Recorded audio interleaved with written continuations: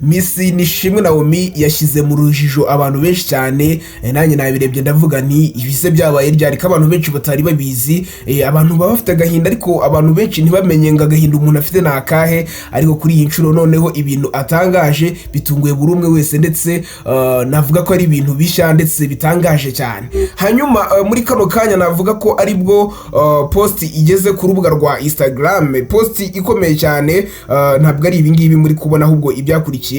Hano ho yavugaga uburyo agiye gutanga ibitabo by'ubuntu ku bantu, ndetse hano yakomeje ashyiraho n'ibindi bigiye bitandukanye, ariko kuri iyi slide tugezeho ya gatatu niyo yatunguye buri umwe wese warebye iyi story ye, ndetse n'abantu benshi bagiye batandukanye. Urabona ko imaze igihe cy'isaha imwe isohotse, ni igihe gitoya cyane isohotse muri kano kanya ariko nabyita. Hanyuma yanditse amagambo akomeye cyane, abenshi turi kwibaza duti ese aya magambo yaba asobanuye iki? The way last year ended without a single hospital visit, and now the number of times I've been in hospital this year is just crazy. Mumagahenge ibi ngibi yavuze yashaka kuvuga ngo nyine umwaka washize warangiye atagiye mu bitaro nyine kwa muganga, ngagiye nyine na rimwe, ubwo ni umwaka washize 2025. Arongera aravuga ati aka kanya rero cyangwa se muri uyu mwaka nagiye mu bitaro inshuro nyinshi cyane, ibintu bidasanzwe nyine ibintu bidasanzwe. Arangije aravuga ati mumagahenge abantu twese twibaza duti Miss Naomi yagiye mu bitaro gukoramo iki? Miss Naomi ishimwe Naomi ko tuzi ko ati tutigeze tumenya ngo yarwaye, ubundi abantu bamubujije agahenge ryari nkuko yabyanditse ngo mumagahenge.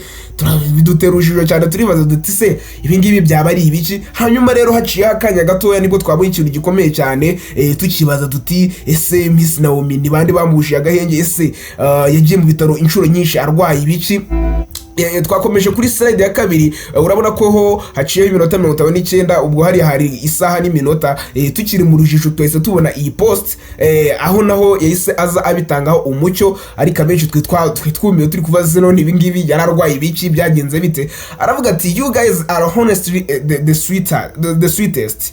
I'm okay, just looked my jaw, but I'm totally fine. Arangije ashyiraho n'utuhimoji duseka, ndetse nkuko nawe wagenda ubyibonera. Ibi ngibi rero yashaka kuvuga ati abantu rero mwebwe nyine guys muri abantu nyine mu by'ukuri muri abantu beza cyane, ubu ngubu meze neza. Icyo nyine yahise asobanura icyo yari yarwaye nyine ni misaya, nyine afite ikibazo mu misaya, sinzi n'ibingibi bayita misaya, ni misaya yari afitemo ikibazo, ariko ngaka kanya ameze neza. Ibi ngibi rero nkibibona nahise nibaza nti ariko se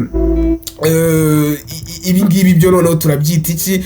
Miss Naomi hano ashatse kugaragaza iki?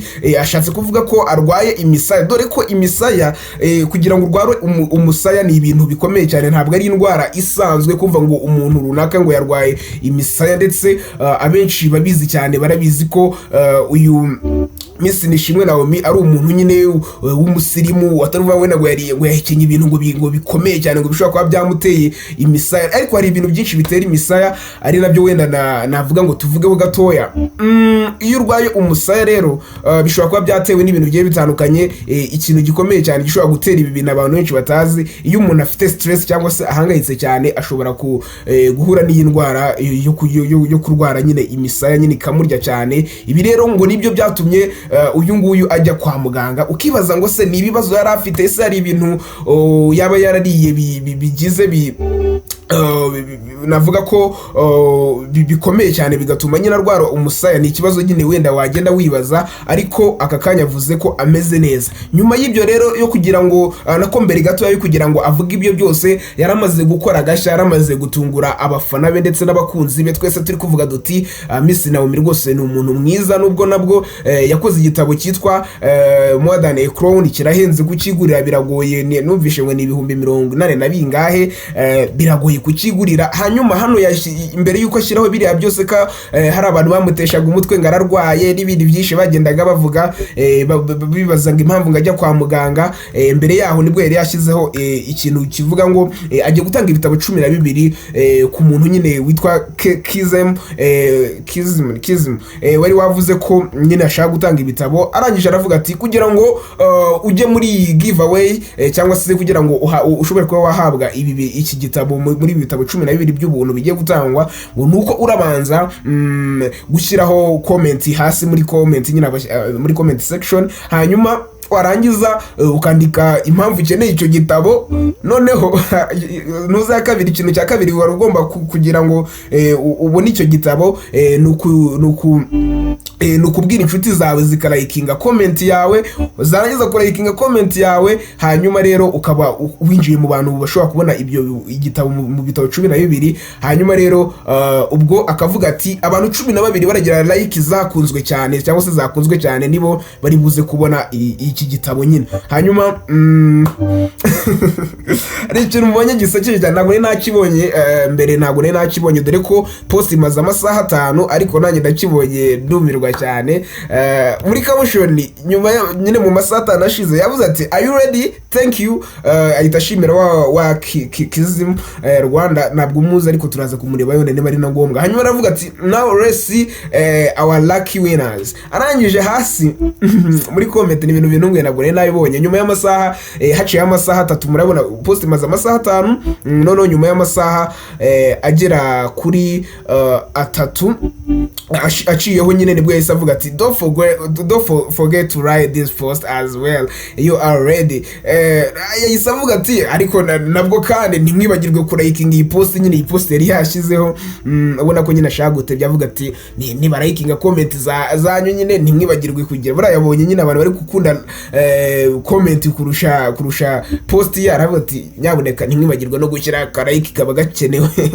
Dore ko aba bakobwa nyine bungukira muri ibintu byo kwinfluencinga, kuba nyine post zabo zaba ziri kurebwa kugira ngo babone abantu benshi bamamariza. Hano rero harimo inkundura mu kurwana ibitabo. Niba nawe ushaka kugira ngo ugende ushobore kuba watsinda iki gitabo, ushaka kugenda kuri post ye, warangiza ugashyiraho comment ugasobanura impamvu ukeneye icyo gitabo, ukabwira inshuti zawe zikabirayikinga, ndetse n'abandi bantu baza babona ko impamvu yawe yumvikana bakaza kukulayikinga, ukabona ibintu nyine igitabo ukeneye. Urabona ko nk'uwitwa Tesi Bernice ameze neza cyane, n'uwitwa izina ryo ntabwo nashobora kuresoma, ntabwo nabishobora rwose, naba nkubeshe. Ariko icyo nakubwira cyo muri kano kanya, uwitwa Miss Naomi ameze neza kandi arashima Imana cyane. Ni ibintu byiza cyane tugomba gushima, tukavuga duti uyu mukobwa nubwo adahwema guhura n'ibibazo bikomeye cyane. Abantu benshi bakunda kuvuga bati Nishimwe Naomi bakunda kumugarukaho ku mbuga nkoranyambaga bamuvuga ibintu bitari byiza. Murabizi kuva kera bavuga ngo ntiyize, bavuga byinshi cyane byamukomerekereje umutima, bavuga ngo ntabyara, bavuga n'ibindi byinshi bikomeye cyane bishobora kuba byaratumye ahura n'ikibazo gikomeye cyane. Nubwo wenda agenda bimenyera, ariko nabwo ntabwo wamenyera ibibazo bihora ari ibibazo. Kuri inshuro nibwo nyine yavuga ati mu mpagahenge no kuba njya ku bitaro biba impamvu ikomeye cyane. Oya, impamvu njya ku bitaro no kubera ko ndwaye urwasaya. Hanyuma rero yabisobanuye neza, ibintu nakunze cyane kubona nyine ashaka kugira ngo asobanurire abantu bamufitiye impungenge. Ndetse ni na byiza cyane kuba abafana ba Miss Naomi bakomeza kugaragaza urukundo bamukunda, bagenda bagaragaza buri kimwe cyose nyine babona akantu kose bakavuga bati aka kantu tugomba kukitaho, bakabiha agaciro. Ni byiza cyane. Ndetse ndi kugenda gutya mise mbona amafoto, nibuka uko uwitwa Katia Kamarin mukuru wa Miss Naomi muri kano kanya twitegura kugira ngo tubone umwana wa Miss Naomi. Bikaba ari byiza cyane, bikaba ari ibintu bidasanzwe. Navuga ko tuzishima cyane kubona uwo bita Adonis Fira ndetse na Katia Kamari batwereka umwana hano muri showbiz. Tuvuga duti congratulations, ni byiza cyane. Ariko nabwo ntiwibagirwe gushyira comment kuri iyi video uvuga uti se ubundi wowe uyu bintu urabibona. Turabona uyu Miss Naomi uru rwasaya bararutewe n'iki ko tuzi ko ari umwana umeze neza wo mu bakire uri kumwe na Michael Tesfaye umusore wo muri Ethiopia rwose ubona ko bishimanye. Wowe urabona uru rwasaya uyu mukobwa rwaye rwaba rwaratewe n'iki? Byandika muri comment uko byumva, ariko nabwo ntubagirwe gukana subscribe kuri iyi channel yitwa MEGA TV Rwanda. Je mwari muri kumwe n'ibyo bita iberi uhishura ibyashikana kuri MEGA TV Rwanda naho ubutaha.